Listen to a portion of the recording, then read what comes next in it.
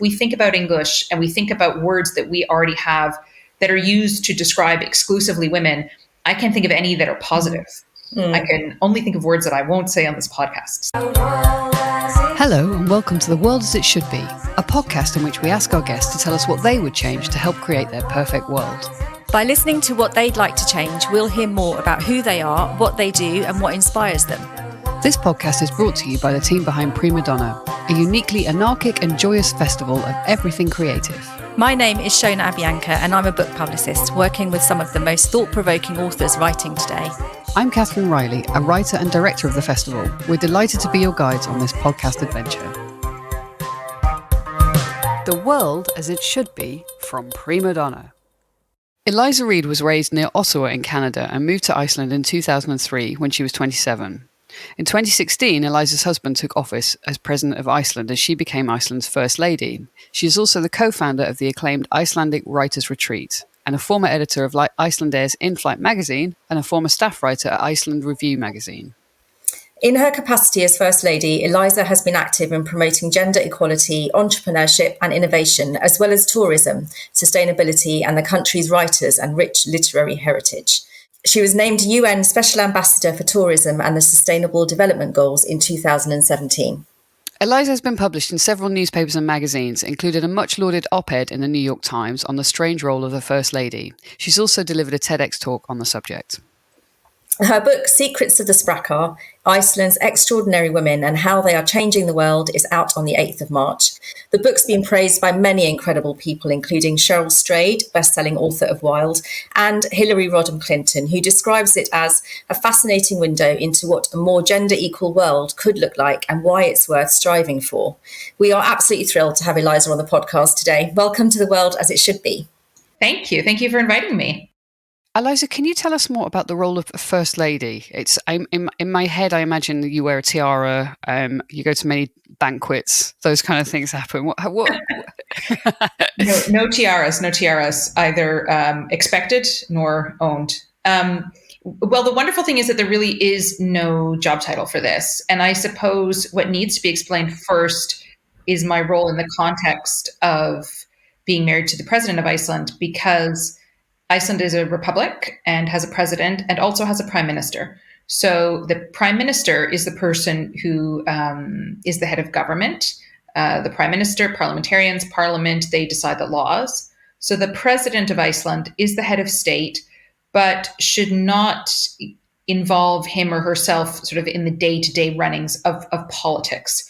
So the president has a veto over legislation, but is not generally expected to be a member of a political party and certainly isn't expected to have partisan views in that sense. So a president can talk about how, for example, healthcare is very important, but probably wouldn't say we need to invest more money in this healthcare plan and less in this plan. So as First Lady, as the spouse of the president, I have a very undefined role. I like to think that I could have no role at all if I chose to, because of course I haven't been elected to any kind of a position, but I look upon it as a wonderful honor and privilege and opportunity.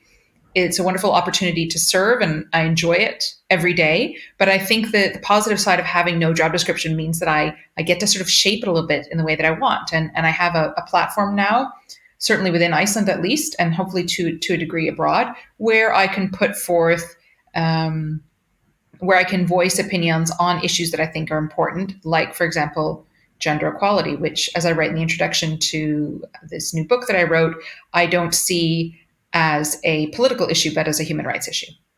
So Iceland is held up always as a kind of exemplar of a country that's getting gender equality right. How simplistic is that, do you think, in your opinion? And where else does Iceland have to go, and where should the rest of the world be following?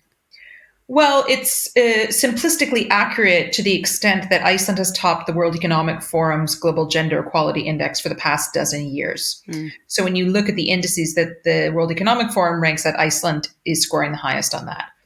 But coming in first on a ranking doesn't mean that we've won the race. And obviously there is no race at all to begin with.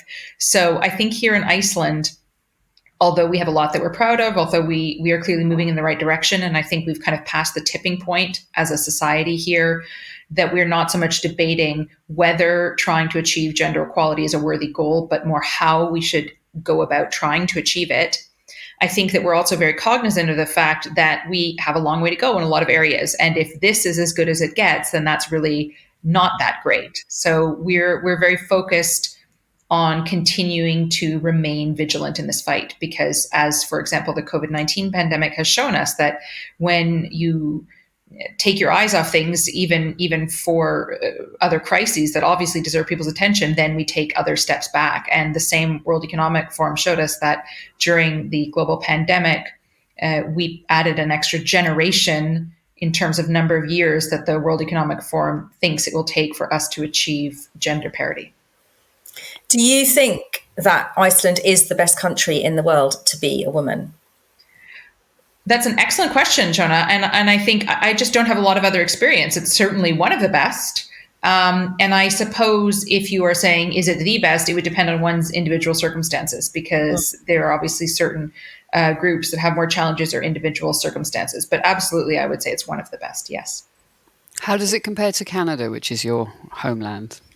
The Nordics overall all score very highly on these indices, and in terms of individuals experiencing things, I would also say higher. Although Canada does relatively well, I think Canada as a society as well is working towards greater gender equality, because they also recognize that benefits everybody. It's not a zero-sum game. I think Canada doesn't have as many women, for instance, in political office, and I think role models are very important for us. And although they're working to change that, the support offered to new parents and for pre-compulsory education is less. So in Iceland, there's very heavily subsidized childcare. There is excellent parental leave program for both parents, and that is sort of very family-friendly policies that therefore encourage a greater number of women in the workplace. So Iceland also has the highest rate of female participation in the workforce of the OECD. So before we talk about your book, which we do want to do, just kind of, I'm really interested in your kind of journey to where you are now. What took you to Iceland, or your geographical journey, and what took you down this kind of path of exploring gender equality, particularly, and the stuff that you write about in the book? Thank you for that. Yeah, I mean, this is one of the wonderful things of life, isn't it? That you just have no idea where you might end up, and certainly. When I was growing up in the countryside in Canada, I barely knew that Iceland was a country, much less anything else about it. And beyond that, I suppose I didn't know where I'd end up, but my story isn't terribly exciting or original. But I did a degree at the University of Toronto in International Relations, and then I moved to England for graduate school, where I took a master's degree at Oxford University, and that is where I met an Icelandic man, the only Icelandic man who was studying at that college at Oxford at the time. So Canadians were kind of a dime a dozen, but the Icelander was very exotic and interesting. and we met, and I ended up going on our first date together because I kind of cheated in a contest to win a blind date with someone, which I elaborate on more. I love this story. I like it too. And I shouldn't say cheated, but I kind of tempted fate a little bit. There was a raffle, and he was going to draw a name out of a cup to take the person on a date. And I kind of bombarded the cup that he had with pieces of paper with my name on it. So he would ultimately, inevitably draw my name and have to take me on a date. I thought it was sort of giving fate a bit of a push. I feel like it's kind of symbolic of women just going for what they want as well. Yeah, I was going to say, that's not cheating, that's just winning. Yeah, exactly. I mean, there was no rule that you weren't allowed to do that. So absolutely. That is one of the best stories in the book, I think. But there are also a lot of incredible stories in this book. Can you just summarize what Secrets of the Sprakar is about? Sure. So I guess I should explain first the word sprakar, because it's not a word people will recognize. It's an Icelandic word. And even if you happen to be listening and also speak Icelandic, you may not recognize it because it's a very obscure Icelandic word. But sprakar is an Icelandic word that means extraordinary women, which is this wonderful word I wanted to use and hopefully even bring into the English language a little bit. Because if we think about English and we think about words that we already have that are used to describe exclusively women, I can't think of any that are positive.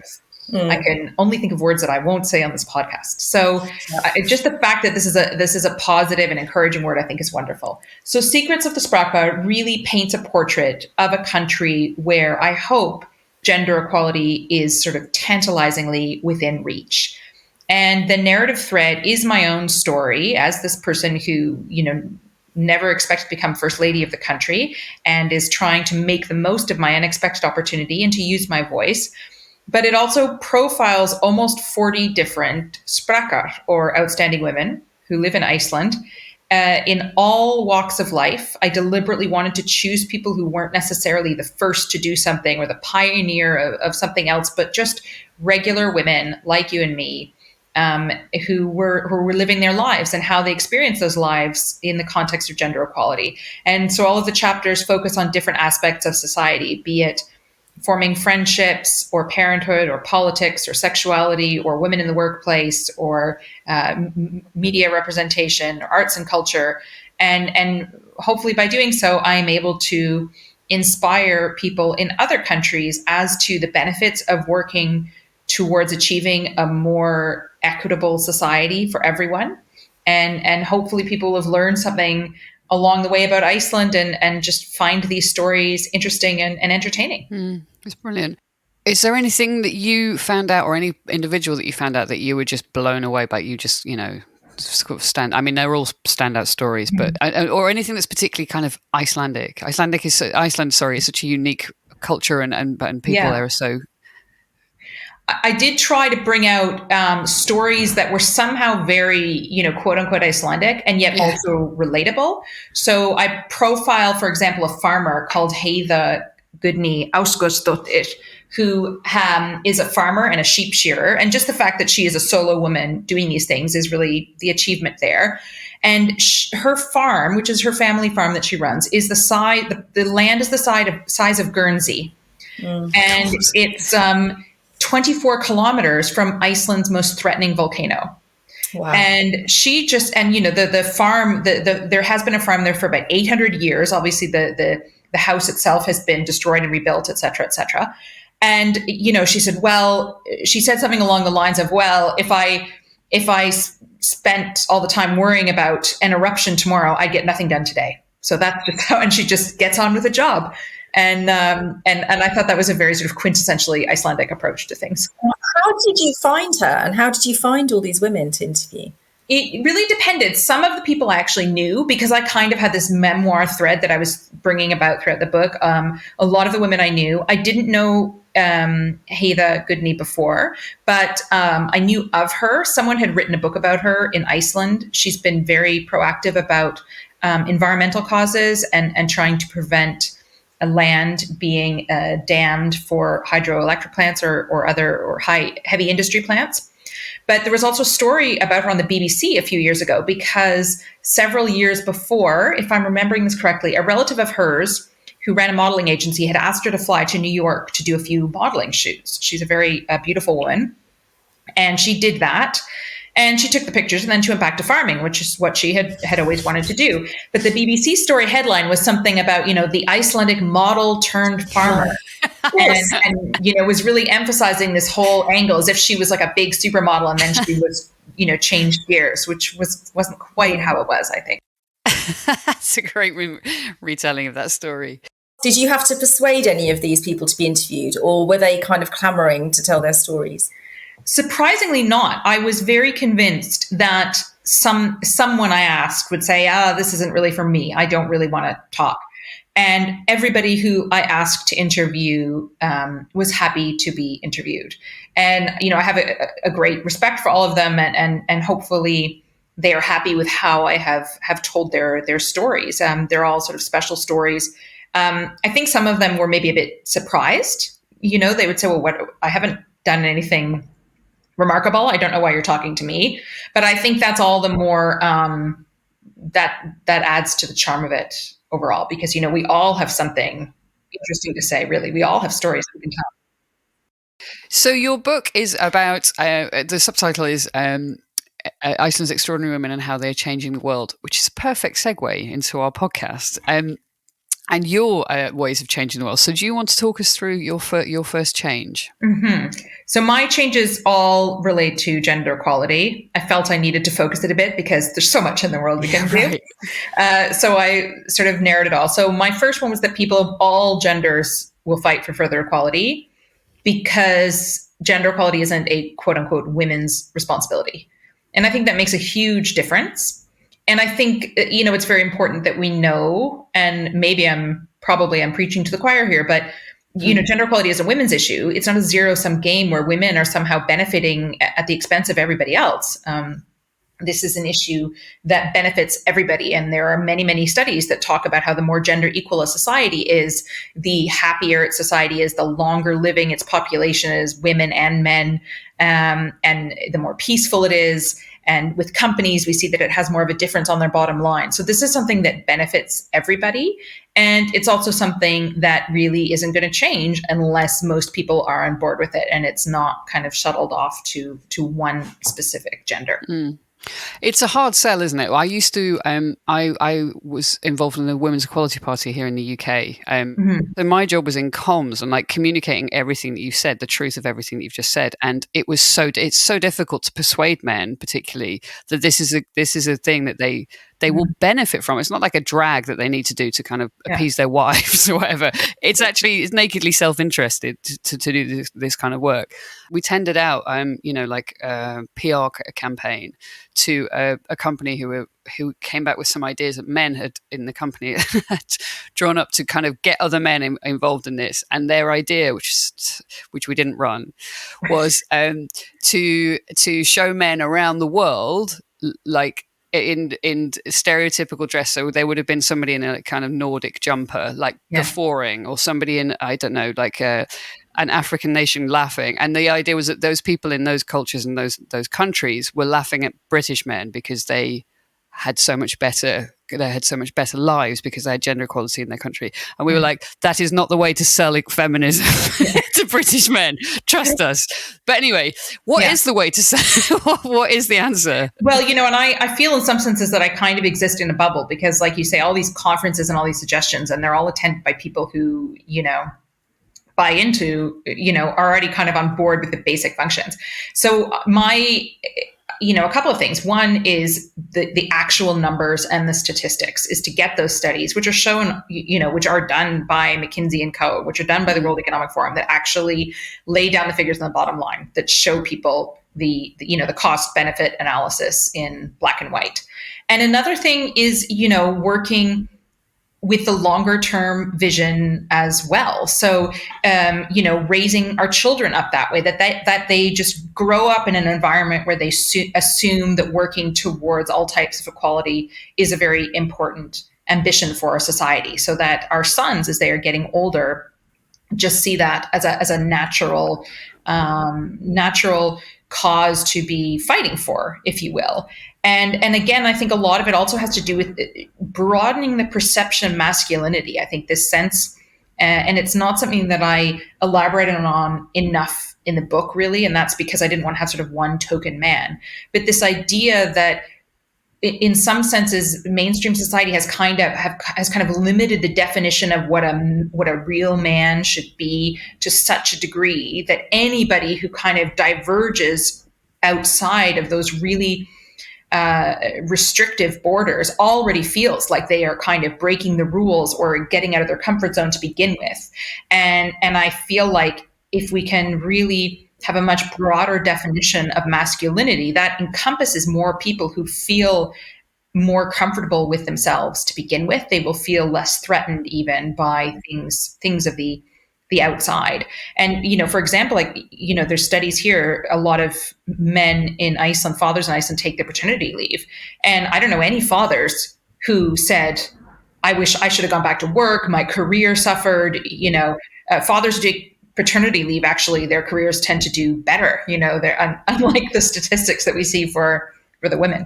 And they have closer relationships with their children, and et cetera, et cetera, et cetera. So, I think it's just encouraging men to be vocal about this and really to work towards expanding the very narrow definitions of masculinity. And when you first met your husband at Oxford, was there a difference in the way he acted around you or around other women, or was it as you got to know him? I mean, did the fact that he was Icelandic actually factor into how you felt at the beginning? Well, I think only in the sense that, I'd never met someone from Iceland before. So he kind of formed all my stereotypes about the country, and it was a very international environment. It was a graduate college. So there's people from all over. And, he read voraciously. He's a historian by training. He's an introvert and he didn't drink very much by student standards. And so I just assumed that all Icelanders read voraciously and were kind of quiet and didn't drink very much, because that was my gauge. And obviously, like every other society, there are all types of Icelanders. and I certainly wouldn't say probably that hardly ever drinking is a national characteristic of the Icelanders. But I wasn't thinking gender equality in that sense, obviously, when I met him. But he was certainly not what you would call the stereotypical lad, I think, for lack of a better term. Yeah. Are you asking for yourself, Shona? I know that you're you're back on the market. Broadening my horizons. Just finding out. Just might go on holiday. Travel's opening up. Yeah, good. Could you tell us about the second way, Eliza, that you would change the world? I talked about this, I suppose, a little bit too. When it comes to gender equality, I would say really continuing to emphasize the value of inclusion and diversity from a very young age. And I'm not only saying that from the context of gender equality, but also all kinds of inclusion and diversity. I'm an immigrant to Iceland, obviously. I probably fall into the kind of category of the most privileged immigrants, but immigrants nonetheless have unique challenges that people who are born in Iceland and have Icelandic as their first language don't necessarily have. And so I've really experienced what it is like to move to a new country and a culture with all of the assumptions and challenges and opportunities that provides. And I really want to try to encourage that, all kinds of diversity within Icelandic society, so that people feel like they're welcome, that their backgrounds and beliefs have a place and are really contributing to enhance the fabric of our society here. And I'm also talking about being inclusive and diverse when it comes to gender identity as well. And I think that is something that we're coming along very well with in Iceland, although there is a lot more that we can be improving upon. But with kids, when I have 4 children with my husband and an adult stepdaughter, 3 of my children are sons. And, we're to pivot back to gender equality, when we're always teaching our daughters, be self-confident and speak up for yourself and do this and do that. And again, we're pushing so much of the responsibility on our young girls that they have to do this or that. Whereas, for instance, majority of perpetrators of gender-based violence or domestic violence are actually men. So from a very young age, and it's not hard, we can talk to our boys about consent, about understanding the idea of limits, and encouraging that from a young age, and sort of adding to the complexity as we need to be doing that. And it's something that I'm very mindful of now, just because I am the mother of 3 boys, talking to them about being, accepting of what they see, as, they're exposed to so much on the internet and everything. And they might also get very stilted views of how a man is supposed to be, how a teenage boy is supposed to be or behave. And I want to tell them that sort of how they are is also good enough to be good, respectful, kind people. Mm. Do they have many peers at school who are immigrant children? Do they have friends who come from different backgrounds? No, I would say it kind of depends on the school here in the areas. There's some areas that have a higher percentage of foreign-born people. I think there's about 20 kids in each of their classes. And there is maybe one other one that also has one foreign-born parent, so maybe as a bilingual child, but that's it. In other neighborhoods, that percentage is much, much higher. And, maybe it's because their father is the president, but probably not. It's probably because I also speak Icelandic, that many people, for instance, they don't think of my children as the children of immigrants. They think of them completely as Icelandic children. And I have a good friend here who's a lawyer who is originally from Jamaica, and her children who were born here in Iceland with an Icelandic father are always asked, well, where do you come from? And they say, well, we're here. We're born in Reykjavik. And they are seen much more from the 50% of them that is with an immigrant background. There's What are the kind of stats on ethnic diversity in Iceland? It's still very monocultural. I think is that fair to say? It is. I would actually say it's much more multicultural than you think. Okay, and has changed very rapidly. So Iceland has more people living here with foreign origin than there are senior citizens in the country. Okay, so it's rapidly changing. Yeah, it's over 15% of the country is foreign born, and in the US that number is 10%. Right. Now in the US, obviously, many, a large majority of the people are children, grandchildren, great grandchildren of immigrants. In Iceland, there was, there was no indigenous population that were exploited when they were moved, so the island was empty when it was first settled. And so people, could trace their ancestry back for hundreds and hundreds of years. And in probably the mid-90s, I think less than 1% of the population was foreign born. So there's been a huge explosion. And the majority of those are from Europe. So there is, people of color have different challenges here. It's a much smaller group, but there is absolutely a lot more diversity in the country, especially than there used to be. And that obviously brings some challenges, but I also see it as a huge opportunity. And I genuinely believe that most people in the country see it as a good thing. That's great. Yeah. And how hard is it to learn Icelandic? It depends on the day you ask me. I'll always say it's hard, so I get more sympathy. I mean, it sounds quite tough, like the words, the pronunciation. Yeah. Obviously, you have different linguistic symbols as well to learn. I mean, I would say it must be easier than a native English speaker learning Cantonese. And the grammar is less complicated than Russian, for instance. But I think, by comparison to a lot of, especially Western European languages, yes, it's more difficult. There is one thing I just wanted to highlight, which I find really fascinating, that Iceland has a female prime minister, and a female chief of police, and a female bishop of the national church. Mm-hmm. Are these women that you see on a regular basis? Do you have much to do with them in terms of your role? Well, Iceland is very small. So I see, you kind of run into people as well all of the time. If I go to an event, for instance, maybe there's a relevant minister, who is also attending the event, and I would see them. I was at the Literature Awards this week, and the Minister of Culture was there, for example. But, there isn't anything formal or regular in the sense that, for instance, my husband regularly meets with the Prime Minister, and not in that sense, but you often run into each other. And yeah, as you say, there's a lot, you see a lot of women. It's almost 50-50 in Parliament. So the number of female cabinet ministers. It was interesting when the COVID pandemic broke. It was generally when they were presenting new restrictions, the chief medical officer is also a woman. And at the time, there's been a cabinet shift since then, but at the time, the prime minister, the minister of health were also women. The minister of education was a woman. So the people who were coming forward often to talk about the issues that were relevant to the pandemic were all women sometimes. It's incredible, though. It's just like as a visual in my mind, that's so different to what we've been looking at, for 2 years, and that has to feed into the circularity of why your stats on equality stay high, because you see it, and so girls know that they can achieve it, and that feeds a kind of healthy cycle of. And it is officially one of the happiest nations on earth. It is. What a brilliant title. It is great. Yeah. The Finns keep beating us for some reason.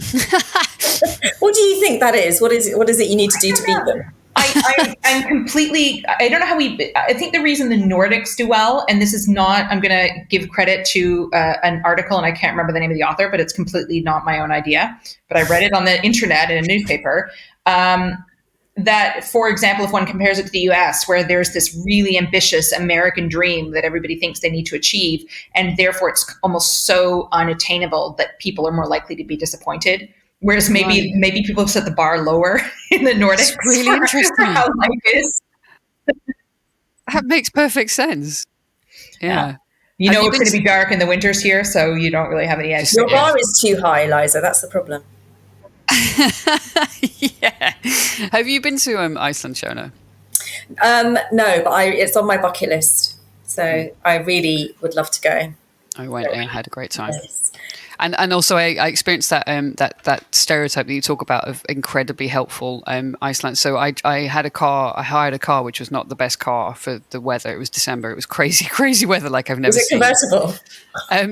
Yeah, it didn't have a roof. No, but it skidded. I skidded off the road, and normally, like here, that would be a catastrophe, and it would take hours for somebody to come and help. And literally within 5 minutes, somebody had driven past, stopped, got loads of shovels out of their car. Men and women. Men and women. Yeah, no family, just children. This whole thing happened, and I was back on the road with. Yeah, it was amazing and lovely nice. people. Yeah.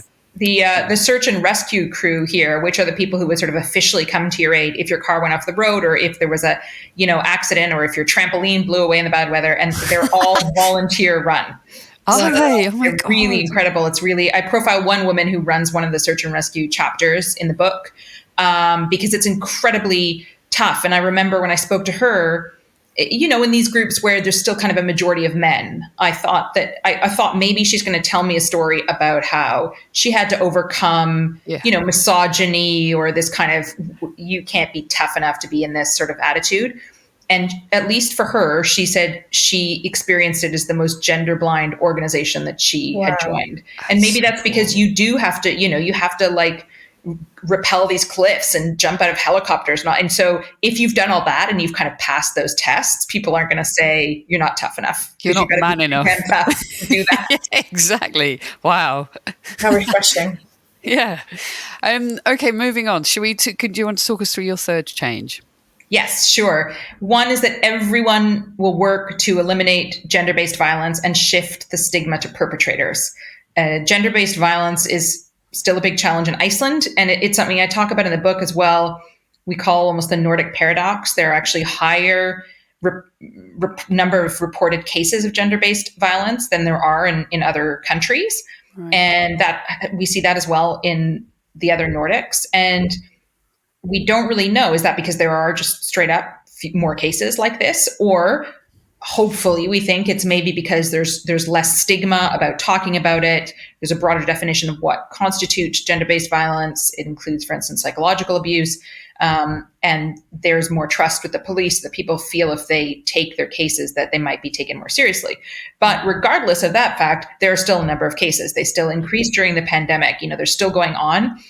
And, we can't have a gender equal society when there's still these incidences of gender-based violence. And we need to be working on that and focusing on that. And again, as I add, they're shifting the stigma to the perpetrators. Again, there's still sometimes a tendency in Icelandic society for people to kind of quickly react and say, oh, wait, why didn't she leave the house when this started to happen? Or, why did she have so much to drink and then walk home by herself, or et cetera, et cetera. And, I think with the Me Too movement, which has happened also here in Iceland, we have, continuous waves of that in different sectors of society. We are gradually shifting that to, to shift the blame to perpetrators, and also to believe the victims more, or the survivors, I should say. Yeah, it seems so obvious that the shame should be on the perpetrator, and yet it still never plays out that way. There's a big problem in the UK with that still. Yeah. Mm-hmm. Yeah, and the policing has a huge part in the UK. Yeah, and we need to improve on that here. But just they're doing measures, for instance, of having. I learned last week about an artificial intelligence program they're piloting at one of the universities, where people who have their cases that are about to go to court can try a sort of virtual reality. A virtual reality court case, so that the women who are about to go and maybe give evidence can actually go in and experience what it might be like in the courtroom, so that it's less traumatic for them at the beginning, or having maybe just one point of contact or something online, so that you can go in and check the status of, where your case is in the system at any one time. Just all of these things that hopefully make the process a little easier for people.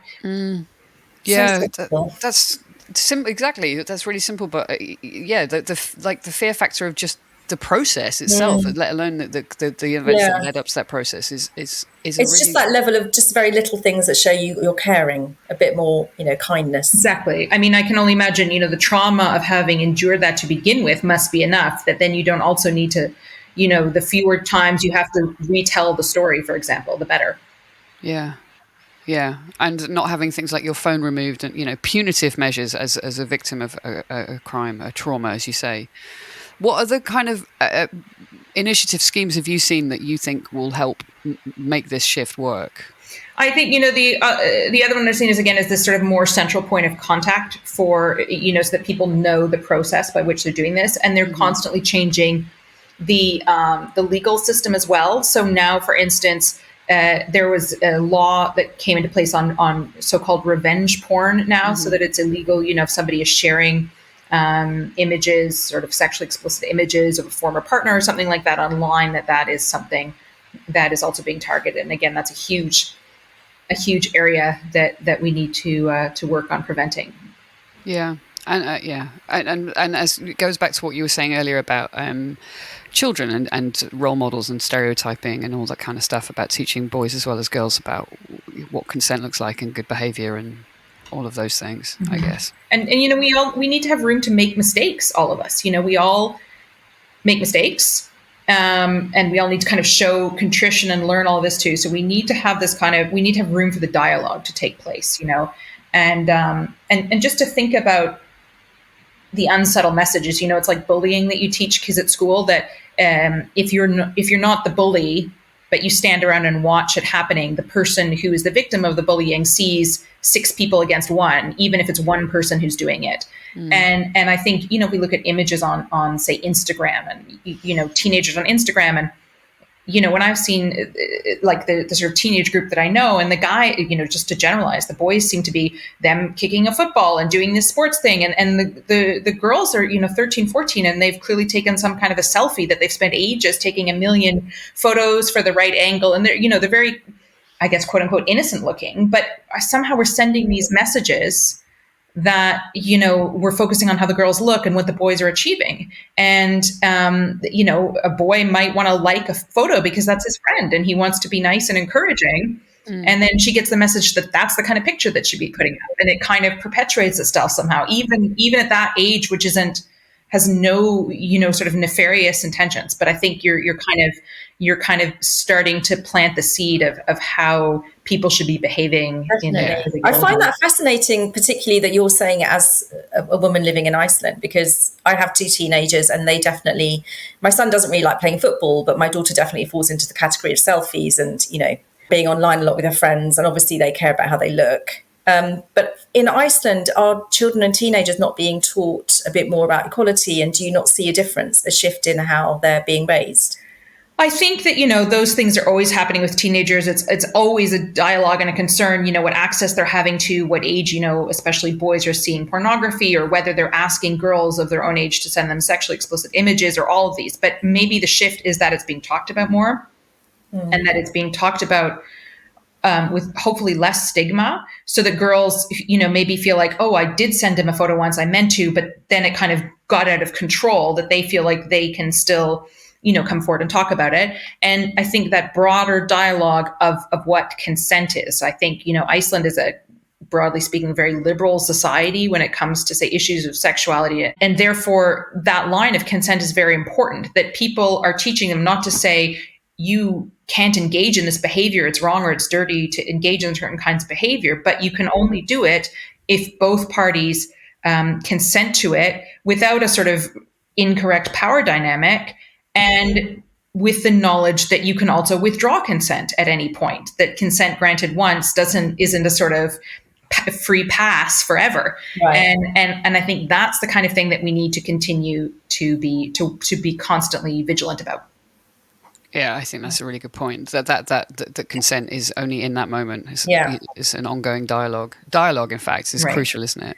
And I think for teenagers as well, it's all, teenagers, all these raging balls of hormones or whatever, however you would want to describe it. And they also need to know that some of the things that they're feeling or thinking or curious about, that's very, very normal. You want them to be able to ask people about it, because they're going to have those questions. They're going to feel that way. And they're either going to ask us parents or maybe somebody at school, and if we don't want to talk about it, they're going to look it up on the internet, and who knows what kind of don't want them going there. No. Yeah. Exactly. And actually, speaking of you as parents, there was an interview where you said recently, I found quite interesting, was when you are on a business trip, for example, or doing a work-related event, and somebody says to you, your husband is obviously not there with you, but somebody says, who's looking after the children? Which is just, it's every just single time, every time. Still happening. What do you say? Do you have a set line? I don't have a sort of funny line, but it is funny how, my husband and I, obviously now, especially since he's been president, sometimes we have to travel somewhere together because, say, we go on a state visit or something like that. But generally, if he is going away to some sort of session or conference or meeting, he will go by himself. And then when I have to travel for my work, I will travel by myself because we have 4 young children. And so we try to keep it as much as possible. One or the other of us is at home. And, when he goes away, say for a week doing something, that's fine. And everybody thinks it's all well and normal. And if I go away for a few days, the next day people just think he is a superhero for surviving. They can't believe that. How are you doing? How are you doing with the kids? Is it going all right with you? Are you getting enough sleep? And you think, well, and he has more children than I have. He's more experienced than I am at this whole parenting thing. Yeah, we've heard that from other people on this pod. The amazing double standard of it's also unfair to him. I think it talks down to his abilities as a parent and as a father as well. Of course, yeah. So what's the next thing that's going to take you away from your home and your role as a mother? What's next on that horizon? Yes, exactly. Well, I hope it's in-person promotion of Secrets of the Sprachkar. Yeah. We will go see you in person in March, Eliza. That would be very special. I hope so, but I try to be very grateful for how it is. And I think, I would never have written the book if it weren't for the pandemic, when everything kind of shifted and schedules changed. So I kind of think, well, this has all been an exciting adventure for me, and I've never written a book before. And so everything else is icing. But I hope that I'm able to do some in-person events. That would be amazing. And the book's out on International Women's Day on the 8th of March. Yes. I have to say it's a very special read, and it is really a wonderful mix of a kind of memoir, but other people's stories and history and business. And it's written in such a very accessible way. And I really hope that as many men and women as possible read it. Absolutely. More kick-ass women. Thank you so much for coming on the pod, Eliza. Thank you. It's my pleasure. Thanks for inviting me.